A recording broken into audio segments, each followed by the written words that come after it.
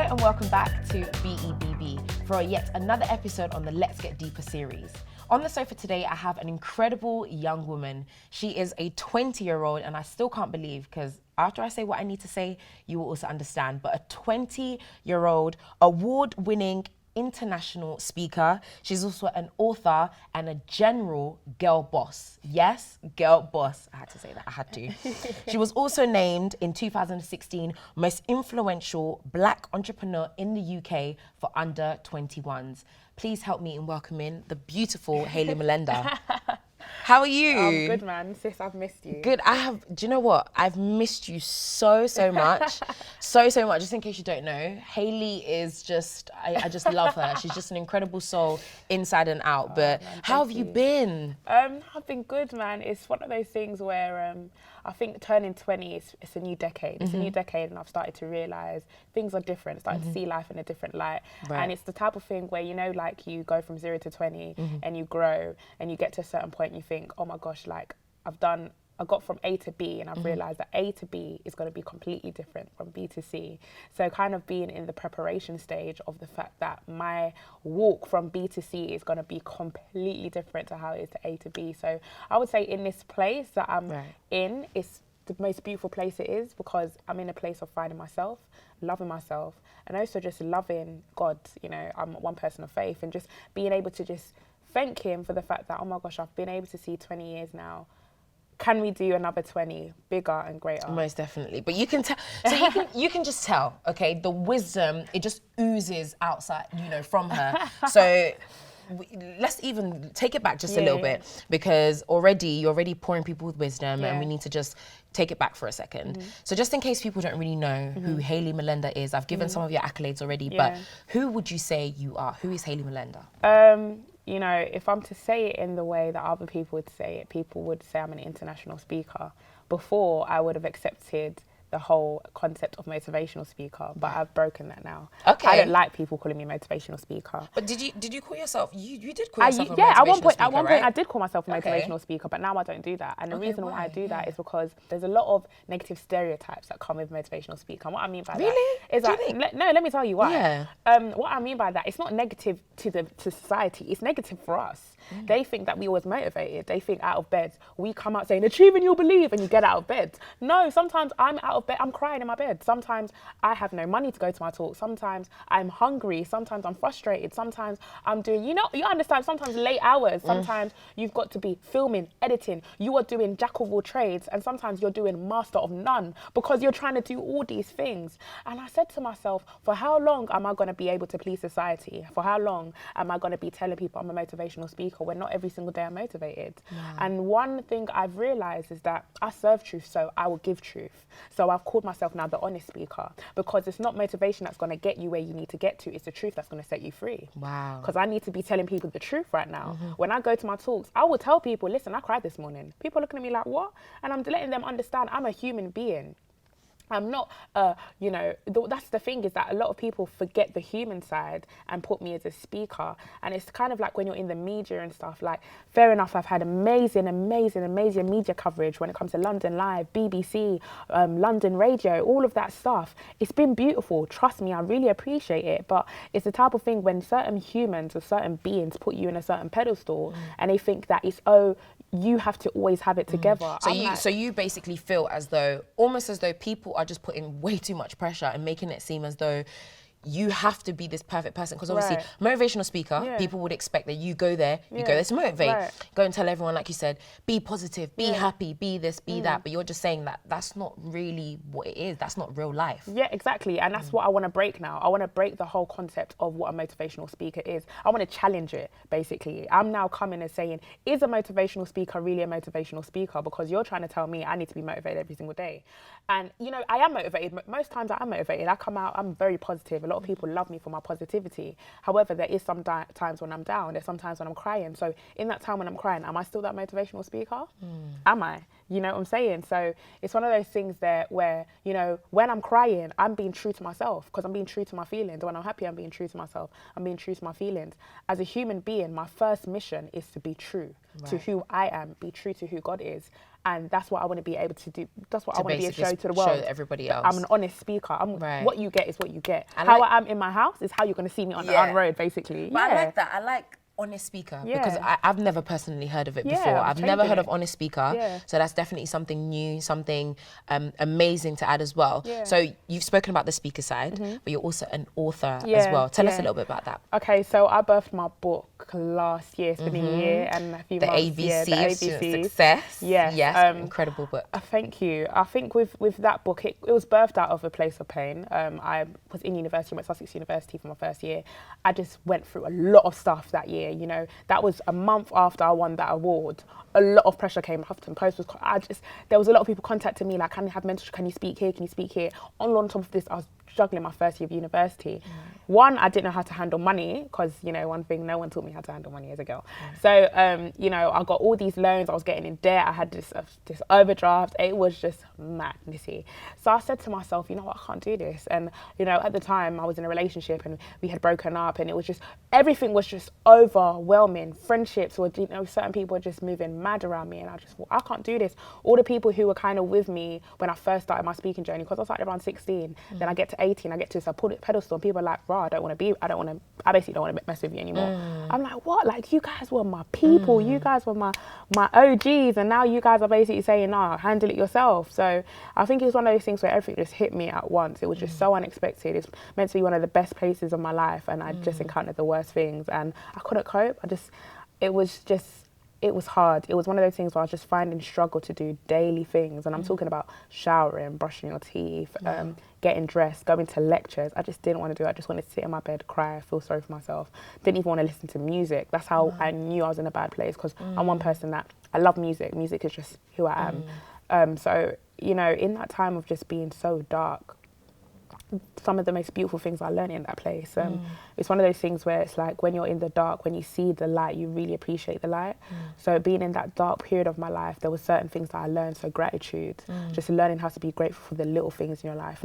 It's not even being grateful for the £100 or £200, but being grateful for the 10p that you have, because there's someone else out there that doesn't even have 10p. Sorry to even interrupt you. Before you carry on though, because that is a really interesting aspect that I wanted to speak to you about a little bit about mental health, because you're also quite open about that as well. We're going to come on to that second, so I don't want you to get too deep into that. But just before we get into that, where would you say everything started? Because you're still young. You're 20 years old. When we first sat down and we spoke, you were 19 at the time. ABC of Student Success, that hadn't come out, had it? It hadn't come out yet, but you were like, I think you were in the process of writing it at the time. I'm in the process of writing it. This book is going to come out. You were a speaker then as well. You had all of these things aligned, which a lot of people might be shocked at. A 19-year-old that's writing a book, speaking, doing all of these different things. But where did that story start? Where did all of these various things start off, you know, for you? It started in my sixth form. I was 16 at the time when a speaker called Action Jackson came into my school. So he came into my school.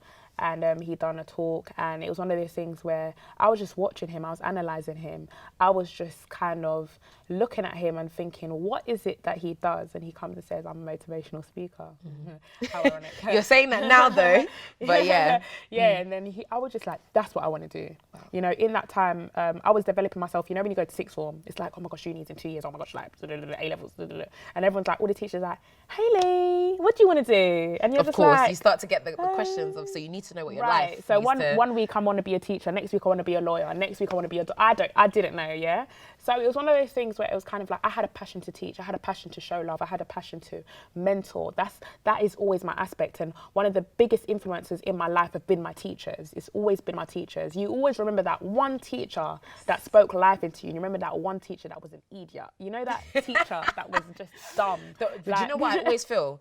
That one teacher that wasn't so great is the one that gave you the most motivation to prove them wrong. Because I had one of those teachers. Come on. We're not going to talk about that right now. Facts, but it definitely motivated me to be like, I'm going to prove you wrong. Exactly. So one French teacher that I'm not going to say too much. But anyway, carry on. Come on. But some of those have been my biggest influence. So I said to myself, you know what? I want to be a teacher, but I never want to be limited to one classroom. So when I saw him come and teach us certain things, you know, just giving us certain types of life strategies and stuff like that, I said, that's what I want to do. I want to be able to travel the world and basically teach. So basically give my wisdom, give my experience, use other people's experiences, use other people's knowledge that have poured into me and just share it. Just that's my passion, to share. I'm a giving person. And I saw him and I was like, you know what, he called out people like, oh, put your hand up if you feel like you know what you want to do. I put my hand up. And then I went on stage and he was like, what do you want to do? And I looked at him and I said, I want to do what you do. And he was like, what? Like, who's this girl? Who's this little girl coming to tell me that she wants to do what I do? want to do this. Like, you know what I'm saying? Like, he's looking at me like, do you even know what I do? I'm just like, I don't know what you do. Yeah. So in that time, you know. How old were you at that point? 16. So 16 at that time. So then a year after, I'd done my first ever motivational talk in my school, in my sixth form. It was bad, I'm not going to lie. I remember I had like a paper, because at the time, now I can do motivational talks like without anything. I don't have to have a paper. At the time, I remember I had to have this on paper, and I kept looking at it and referring back to it and be like, you have to work hard. And looking back, like, I remember it was just kind of funny, and I remember getting it recorded, and there was a point in the talk where I ditched the papers just fell on the floor. Wow. And I just went in, and then people were just like, Hayley, when you drop the papers, that's when it hit.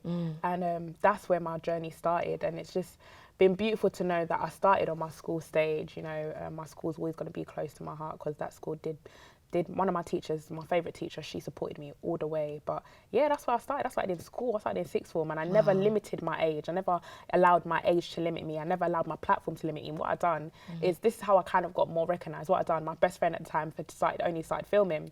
So he had a camera. Actually, he didn't have a camera. We borrowed it from school. So we borrowed the school camera. We filmed it. And at the time, I was doing media for my A-levels, so we used the Max. Hey, I did media A-levels. Yeah, I done media as well. So I edited it on my Premiere Pro. Yeah, I mean, yeah. I use Premiere Pro too. I basically used all my school equipment, I don't care. Honestly. And then we just put it on YouTube, and then people started viewing it, and people were like, oh my gosh, who is this girl? Who is this 16-year-old girl coming here and being like, and you know, the video's still on YouTube. Yeah, so that was like the first, and we done a little interview where I was walking, and we said, oh, what would you do, Hayley? He was like to me, Hayley, what would you do if you made it and you had to come back and like walk like cribs, where you walk around? Yeah. And that's what we done. So I was walking around my schools, and I must have been like, at 60, I was like, this is where it started. Like pretending that I've basically gone further and stuff. I was still in school, still in my sixth form uniform and all of that. And we released it, and people were actually intrigued. People were like, who's this girl? What is she talking about? And stuff like that. And because it received so much attention, my school had found out about it. And they were like, run workshops in the school. So I started running workshops in my school. That was also getting filmed.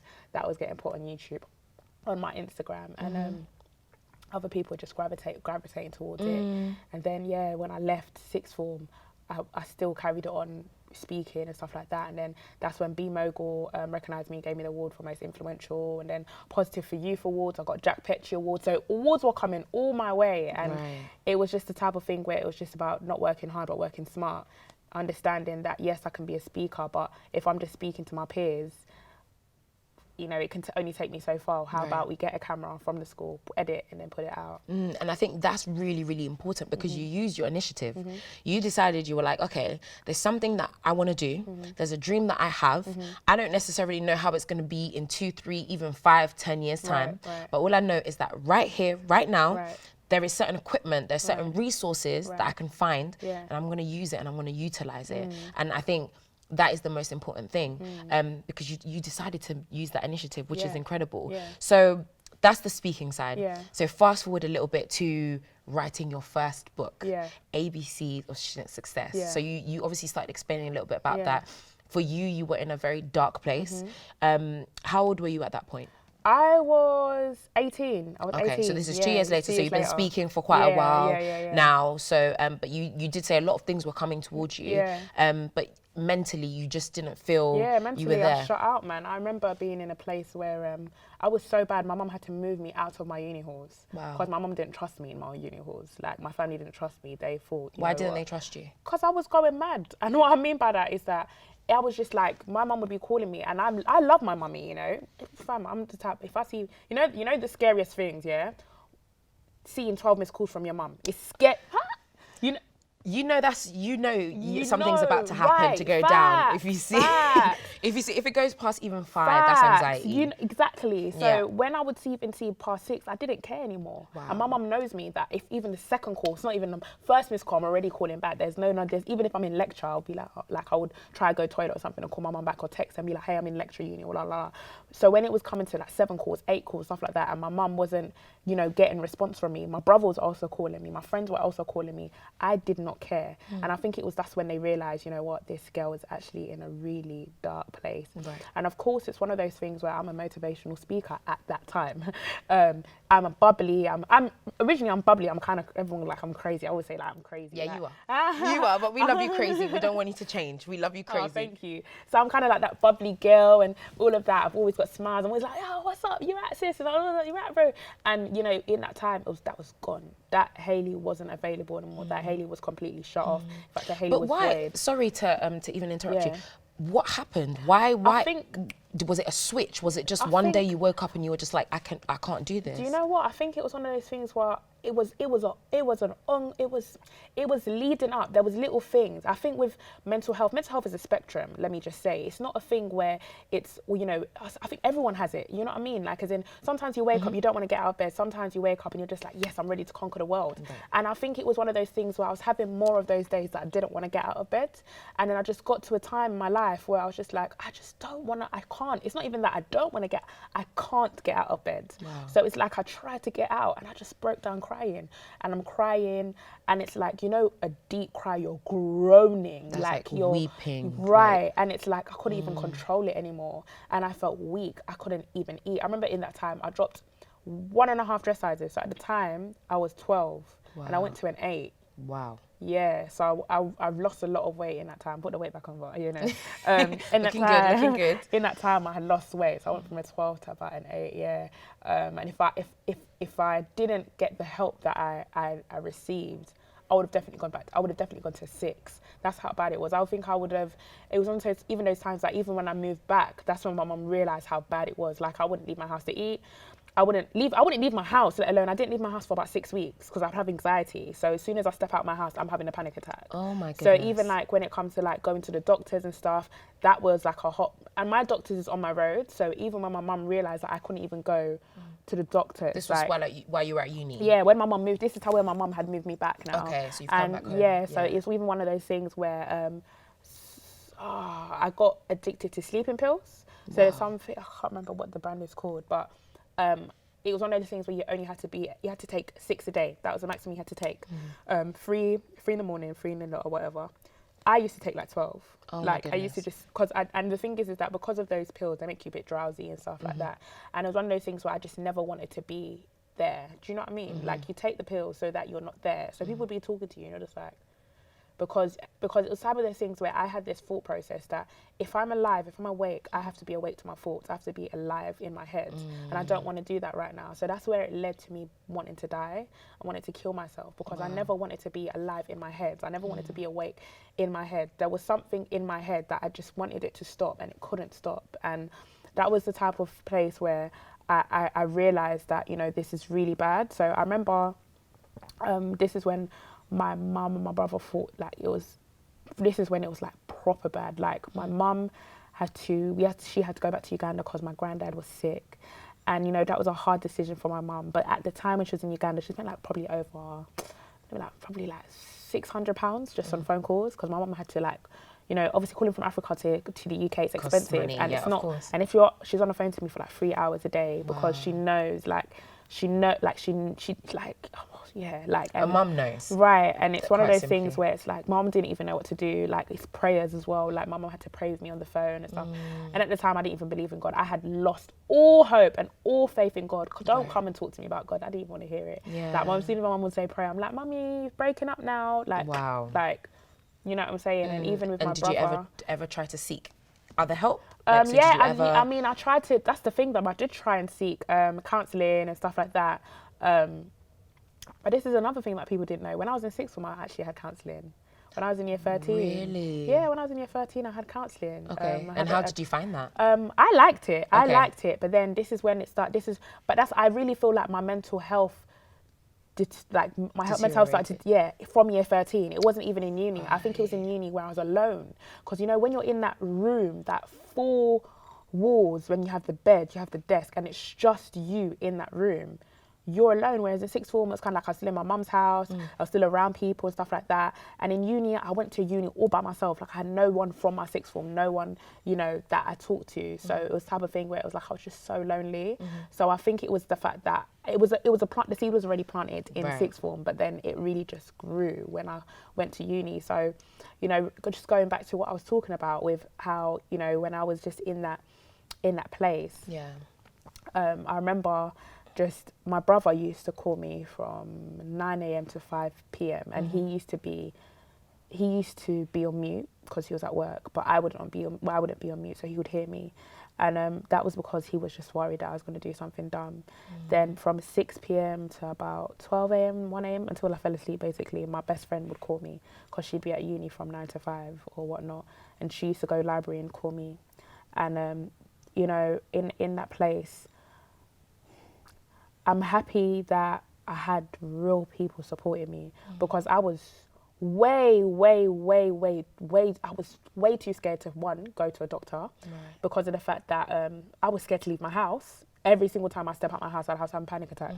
How was I meant to going to the doctors if I couldn't even step out of my house? My mum came back and my mum was like, oh yeah, she knows a friend with counselling and stuff like that. And I was just like, I'm not leaving the house. I'm not talking to any stranger. Like, I don't want to talk to anyone. So it was the type of thing where my help had to start from home. My help had to start from family and friends, because I know, if without doubt, if it wasn't for my mum, if it wasn't for my brother, if it wasn't for Fiona, if it wasn't for my friend Javen, Sophie, I have so many friends that I can name, Priyanka, so many friends at that time who were there for me. If I didn't have those people speaking live for me, even praying for me, like they would come and be like, Hales, like I know right now you don't want to hear it. Like my friend Javen was the person that would get it the most. He's like, Hales, I know you don't want to hear it, and I know you don't want to hear about God, but I'm praying for you, like God's real. And I'd be like dead that I don't want to hear that, you know. And like say with Javen and Fiona, they would come, they were in uni, so Javen used to come from Luff and then Fiona used to come from Kent. And every single time they were down, without doubt they'll come into my house, without doubt they'll come in to see me. And it was those type of things that's when I started to shift my mindset. I started to think, I started getting little seeds like, you know what, Hayley, like I know you're going through it, but you know you've got people that are there for you. And that's when I started to become more grateful. And my best friend, she sent me something that changed my life. And she was, I would say, everyone contributed a lot to me getting out of this place. But she sent me one thing that basically changed my life. She sent me The Secret. What secret? The Secret. The Secret. What's The Secret? The book, The Secret. You know, the film, The Secret. And who's that by? Rhonda Byrne. Okay. We'll find the name. Yeah, so I watched the movie and it was talking about, you know, if you want good things to happen to you, you need to start getting into a good place. And I was like, okay, like I'm sick and tired of being sick and tired and sick and tired of being sick and tired. I was at that point where I was sick and tired of being sick and tired. I'm addicted to sleeping pills. I'm suicidal. I'm depressed. I don't want to talk to no one. I was off social media at this time. I messaged me like, Hells, like you haven't tweeted for like 2 months. Are you cool? Like I was just done. And I think it was one of those things where I watched the movie and it just changed my mindset. And little by little, gratitude, doing a gratitude journal. So every single day I just write 2 things, what I'm grateful for, my mum, my brother. Then the next day it'd be 5 things. Next day it'd be 10 things. Then I started listening to more upbeat music. I started just changing that and doing all these things. It was a process. It took me months. It took me about 4 months to get me to a place where I could actually leave my house. And you know what? It happened in such a way. It was so subconscious. I didn't even realize that I'd been getting in a better way. When at the time I went to go to the doctors. I went to go get something. Can't remember what it was. So at this point you could leave my house, but I didn't realise. You know, so like, it just came kind of naturally. Yeah, it just came kind of naturally. Then I came back. My mum was tearing up, and I was like, "Why are you tearing up for?" She was like, "Hayley, you've left the house," and I was like, "What?" I was like, "Oh my gosh, I've left the house." Then slowly by slowly, I was able to go to the high street. Then soon I was able to go to Stratford. Soon I was able to go on the train, on the bus, and it was just slowly by slowly, but. One thing I'm happy is that my friends knew I was still a bit anxious, so they would come with me to places. But you know, one thing, you know, just to sum up this whole thing with writing the book. Because you mentioned that it was birthed out of a place of pain. I was passionate. You know what I mean by this is, you know, when you've come to a place of being so dark. I'm a loving person, and there were certain people who I knew who had been through something similar. And I was thinking, if only there was material for young people to realise that, you know, there is a way out. If only there's a way that young people could have hope. Because the thing is that I needed hope in that place, and I need to grab onto that hope and literally just climb up the rope of hope. And I want other young people to have a rope of hope that they can climb out of. And I said, you know what, I don't care how much it's going to take. I don't care how long it's going to take. I'm writing this book because it's not even about leading the generation. It's about saving one now. It's about saving lives, you know. It's about... You need to just repeat that. We need to go back again. It's not about... Can you just say that one more time? It's not about leading a generation. It's about saving one. Wow. So I said to myself when I was writing this book, even when I got discouraged, even when I had writer's block, all this thing, I'm not leading someone out of depression. I'm not leading someone out of anxiety. I'm saving one from before they could even get into it. You don't have to be anxious to be in this place. You could be in an amazing place. But if you have these life strategies that I learned in this place, you think, Ross, so this is what she learned when she was in there. I know I never want to get there for me to learn that way. So let me just learn from that. My pastor's taught me two things. He said there's two ways to learn in life, mistakes or mentors. Right. Mistakes or mentors. And it was the type of thing where my mistakes were my mentors, but I never want my mistakes to be anyone else's mentors. So I'd rather So you kind of took all of that, So you took on everything. all of the pain that you were feeling, everything that you experienced, your mental health, everything, and you just collated it and put it into a book. Like my favourite chapter in that whole book is why. Not even why, it's W. So it's like W stands for what's your why. And it's one of those things where, you know, when you're ever in that dark place. I think you are psychic, because that is something that I was going to ask you. You are psychic, but yes. No, but talking of what is your why, one thing that I particularly wanted to ask you is, what is your why? What is my why? What is your why? Why do you do what you do? Why are you so passionate about speaking, about writing? You've kind of mentioned it already, but what is Hayley Mulenda's why? So on top of that, of obviously being passionate, the fact that I love people. Like, I'm one of those people that it's just like every single time I see them, like, oh, like, give me a hug. Like, they're like, oh, when I do a talk, they're like, oh, Hayley, like I'm one person that honestly, like, disclaimer, I'm changing my number soon, but a lot of people have my number because I go to talks. And they're like, oh, Hayley, like, I'm like, have my number. Just have it. Just have it. Have it. You don't need my You can email. talk to me, you can message me. Like, you know, I just have that heart for people. Anytime, you know 2 a.m., 3 a.m. Yeah, you give me a time, I'll wake up for you. Like, you know, that type of thing. You have that type of heart. So I love people. And that's one that's always been the passion. I would say number two, yes, it's my family. It's been my mum, it's my older brother, my little brother, my nephew. It's the whole thing of giving back, you know. My brother and my mum were the two people, and Fiona as well. I class as family. I class my friend. You know friends that are in the family. 100%. Yeah. Those are the people who really rode for me. And I'm not the type of person, let me not even lie, I'm not trying to be rich, I'm trying to be wealthy. So I'm really trying to, you know, buy them Rolls Royces, I'm really trying to buy them Bentleys, I'm really trying to give them first class tickets. What, you want to go to buy? Oh yeah, first class ticket for you. Do you understand? Like, I'm honest about that. I don't, like, those people who, they're poor as no, I'm about to be rich. I'm trying to make some money. Come on, like, you know what I'm saying? So it's one of those things, I'm a giving person anyway, so I want to be able to work so hard and grind so hard to get to where I need to get to, that my mum would never have to struggle again. My brother would never have to struggle. Fiona would never have to, you know, come through a place of pain or whatnot, you know. And it's that. And then I would say my third why is God, man. God is one. Sorry, God is one. You know. Let's rearrange that. Like, let's rewind that. God's always he's my core, because one thing I've realized with God is the source, and when you're able to plug to the source, you get every resource. You know, and if I'm to quote Matthew chapter 6 verse 33, it says, first seek the kingdom of God and all things will be added unto you. So when I'm able to seek the source, I don't need to worry about resources, I don't need to worry about money, I don't need to worry about travel, I don't need to worry about health, because I'm in that source. I know every single resource is going to gravitate towards me. So just being in that place and being grounded in God, being grounded in truth. As I said, I serve truth, so I'm able to give the truth. I serve love, so I give love. I serve goodness, so I give goodness.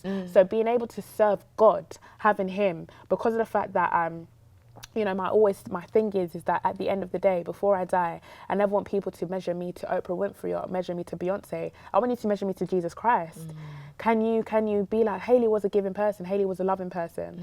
And when I'm able to have that in my mind every single day I leave my house, you know, God is my life, but Jesus is my lifestyle. Yeah. That's one thing that my friend said. And the thing is that you ooze all of these things because you ooze love, you ooze compassion, you ooze joy. And like you said, it's not always, you're not always going to be happy. You're not always going to be in your best, positive, happiest state of mind. But you ooze so much joy and peace that it's an incredible thing to be around. And it's an incredible, you know, it's just incredible knowing that I know you. Thank you. Honestly, it's such a blessing in itself, such a blessing. But obviously there's people that are probably going to be watching today that maybe are in that space that you were in before, in that space of darkness, in that space of, you know, my mental health. I know my mental health is not in the right place, but just like you, I can't go out, I can't seek help, I get anxious, social anxiety, I feel depressed, I'm going through all of these things. What would you say to them right now? What I would say to them is 3 words: trust the process. Wow. Trust the process. You know, if I'm to relate it to a cake, you know, we have eggs, we have sugar, we have flour, we have butter. Now, if we taste all of these individually, it's going to taste like crap. Imagine eating raw eggs and then having sugar next, then having oh my gosh, the flour is even making me sick right now thinking of it. Just having all these things individually, it's disgusting. Do you know what I'm saying? But when you whip it together, it's starting to get a little bit better. It's over time, it's starting to get a little bit better. Then you put it in the oven. That's where the magic happens. I think a lot of this generation wants the microwave success. You don't want a microwaved cake. You want a cake that's going to go in the oven, that's going to be, you know, brewing, that's going to allow the eggs to settle in, the sugar to just crisp, the flour to bake and to rise. And just understand in this process, as you're going through certain things, as I went through my process, as I said, I learned the most beautiful lessons in my process. So just being able to actually embrace the process, as hard, as weird as it sounds, what I meant to embrace my sad moments, embrace it. Every single time I cry, I have this thing where, you know what, I'm like, God, let me cry. Let me go through this, because when I write my next book, which is going to be a New York Times best time seller, yes, I know I'm going to be able to be like, yes, I remember this moment. Is what I went through. And I'm going to write about this moment. Wow. Because really and truly, Oprah Winfrey, do you know how we respect her? We respect her because she got raped. Because of her story. Yeah. We respect Gabrielle Union because she got raped. Not even about the accolades. We love her. But you know, the reason why, you know, I support Man U, but the reason why certain people love teams is their defense. You know, if there was no opposition, when you're able to, when it's football, let's talk boys now, because I'm going to talk about cake. Okay. Ladies. Let's talk about the guys. The guys, because guys, that's another thing. Guys are going through it too. Yes. That's another reason I do motivational speaking, because I'm so passionate about guys. Honest speaking.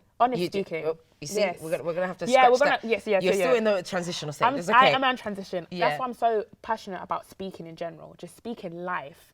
My whole thing is speaking truth and speaking life to others, and especially when it comes to males, they are going through it too. And if it's not as spoken as often as it might be with females as well. It upsets me. Irks me so much knowing that there's a rise of feminism that is ready to bash men. No, feminism is when you're able to uplift females and still uplift your men as well. Because really and truly, who are we to be putting each other down? Do you understand what I'm saying? 100%, so we as females, yes, men may have knocked us down in the past and whatnot, but it's also men that's risen up us up too. Like I'm one female that my dad passed away, right? But still, like, I've had my older brother. Do you know what I'm saying? Like, he stepped in as a father figure. Right. There used to be a time when I did follow this, I did understand the whole concept of men are trash, and I did say it one time in my life. But then I was like, no, my brother isn't trash. I'm sorry, my pastor isn't trash. My spiritual father isn't trash. I think with that concept, that's a whole story for another day, because with that concept as well, I've had so many different discussions, and I have a different understanding of the whole men are trash. But we're not even going to get into that. Otherwise, we're going to be there. Let's go back to the football forever. Thing. Let's go back to the football thing. It's because I can vibe with you. Into these conversations. Which I love, because I love having intellectual people that I can speak with, and conversations that it's not just about McDonald's and stuff. Yeah, we can talk about some deep stuff. You know what I'm saying? So let's go back to the football thing, when it's like, you know, you respect a team when they're able to go over the opposition, Right. when they're able to go through the team that's trying to get them, the team that's trying to not let them score that goal. They're able to go through that opposition and score that goal. So it's a type of thing where it's like, you need to understand you're going through battles right now. And the reason why people will respect you is not because of the fact that you had a battle in the first place, it's because you was able to overcome the battle that they couldn't overcome. That's why people listen to me, because there's people that they're going through the exact same thing and they want to learn how to overcome the battle that they thought they could never overcome. And it's through seeing me, they're able to understand it's possible, you know. And, you know, it's one of those things where if you're able to trust your process, you will be able to get to your destination. And a lot of people get to the destination and they're like, you know what, this wasn't even all that. Honestly. I went through all of that and I thought it was the end, but you there's so much more to me. Right, you get then you're like, what, I was crying over that. You, girl. But at the time we magnify it so much because it's in that moment. Right, and that's the beautiful thing about it. You will look back. There's one quote, and I end it with this. This is the one quote. I saw it on Twitter one time, and I screenshotted it, and I said, I may have to make this my screensaver. I didn't make it my screensaver yet. But it was this, where it said, 2 years ago, you thought you was in a place that you would never get through something. And now you're in a position thinking that you're never going to get through it. But just remember 2 years ago, you thought the exact same thing. Wow, yeah. And I was thinking, wow, And we that don't is even facts. realise it. 2 years ago, 1 year ago, I was in my place where I was down and da-da-da. Now, when I'm crying and da-da-da, I'm thinking, oh my gosh, how am I going to get through this? But you need to remember where God has taken you from, and understand that's the same God that's going to push you through and take you all the way, because he's Jehovah Jireh. He's not going to leave you. There's one, Can't Give Up by Mary. I never came this far. God did not bring me this far to leave me. Do you understand? Oh So my goodness. it's one of those things where I'm in a place where, you know, even when I go through it now, I'm trusting my process. Even right now, I'm going through stuff. Every single day we're going through stuff. We are human beings, but I'm trusting that process. I'm trusting that, you know, say for example in an Uber, if the Uber driver is going a different direction, you're like, Uber, where are you going? But you're still going to get to You're still going to get there. the destination. Exactly. But anyway, with that, Yeah. we have to, because we could honestly, like you said, we Yes. vibe, and when we get talking, we go Yeah. into different directions Yes. and all sorts of stuff. But no, I am going to have to stop you Yeah, there. of But course. thank you so much Thank for you just for bringing having your me, man. wisdom, Thank you. your knowledge, and it's so incredible that you can just be so open and honest about your story, really and Honesty, truly. Carl, But come on. before we go, Yes. you need to tell us your socials. Where can Yes. people find you? Where can Okay. people follow you if they want to follow you? Tell us. So my website is www.hayleymulenda.com, which is amazing. So for those people who don't know how to spell my last name, it's Mike Uniform Lima Echo November Delta Alpha. I always just got to do it, like when I'm straight away. It's like, Mulenda, how do you spell Mike Uniform? Like I don't even do the MU. Yeah. So hayleymulenda.com, and my Twitter is @haylesmulenda.com. So HAYLSMULENDA, and my Instagram is HAYLSMULA, so Hales Mulay, and my Snapchat's the same, and Facebook is Hayley Elizabeth. Yeah. That's my middle name.